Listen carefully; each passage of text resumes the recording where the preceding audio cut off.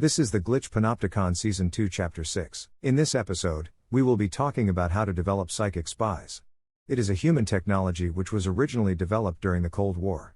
I am unsure how many countries have access to this technology, but I would not be surprised if it is all of them.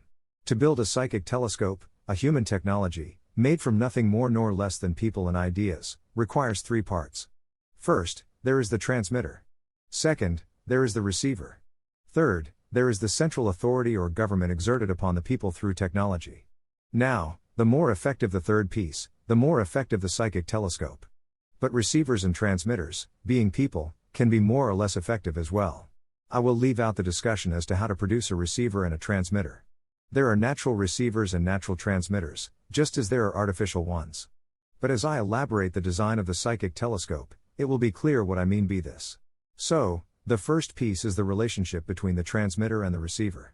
The transmitter must possess a society-recognized archetypal designation. It must be a hierarchical one, such as father. The receiver must possess a similar society-recognized archetypal designation. It must be a hierarchical and subordinate one.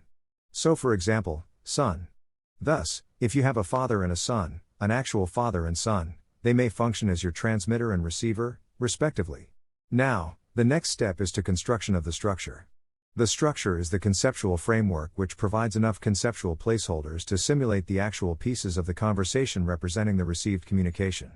You must have keywords which match the keywords within the general conversation you wish to receive, within the particulars of the life of the receiver. You must also have enough placeholders, and enough relationships, to match the conversation you wish to receive. Now, a received conversation always represents the general. The particular means the minutiae of within the life of the receiver. Both within the life of the receiver and within the general conversation there must be the same number of relationships and placeholders. There must also be a few key words within each which are the same.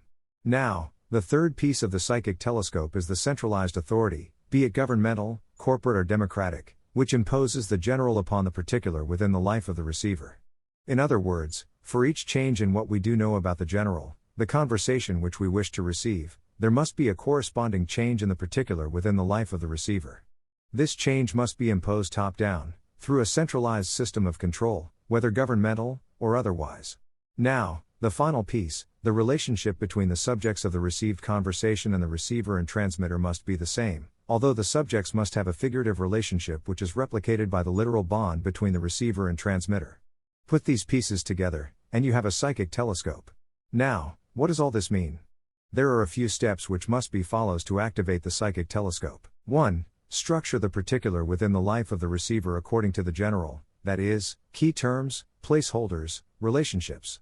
2. Mirror a literal relationship in the particular with a figurative one in the general. I.e., if someone has a fatherly bond with someone else in the general, then the transmitter and receiver should be father and son. 3. Artificially structure the particular according to the general to promote assumption of the figurative archetype by the literal pairing, the receiver and transmitter. 4. Recreate the general in the particular, thereby promoting substitution of the receiver within the general. You must use governmental authority or centralized authority to accomplish this. Now, this whole process is called lensing. Thus, the device is called a psychic telescope. Now, there are implications to all of this. The psychic telescope is a manifestation of the Panopticon, the device which allows those in power to look into the lives of those without. But it can also be used to look into the lives of the powerful by the weak. The psychic telescope is an idea which levels the playing field. A technology which permits us to look backward through the looking glass. But there are deeper implications as well. What this tells us is that in the particular, within the minutiae of every single person's life, is the raw material of those in power. Every individual's particular reflects as a fractal the pattern of the general, those in power. In effect, it is as if, within the small details of your life, you are determining the course of history.